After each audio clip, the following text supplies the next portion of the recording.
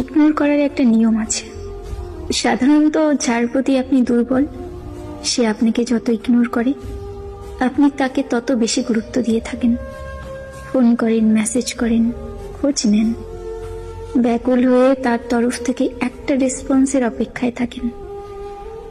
কিন্তু সে ততদিনে বুঝে যায় এ মানুষকে ইগনোর করলেও এ আমার কাছেই ফিরে আসবে, এর আর কোথাও যাওয়ার নেই।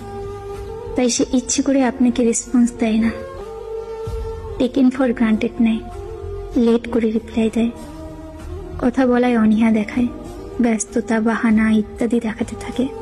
এবার মজার ব্যাপার হলো এই মানুষগুলোকে গুরুত্ব দেওয়া আপনি যেদিন বন্ধ করবেন, আর ফোন করবেন না, মেসেজ করবেন না, দেখা করবেন না, খোঁজ নেবেন না, ফিরে যাবেন না, সেদিন থেকে এই সম্পর্কটা শেষ হয়ে যাবে।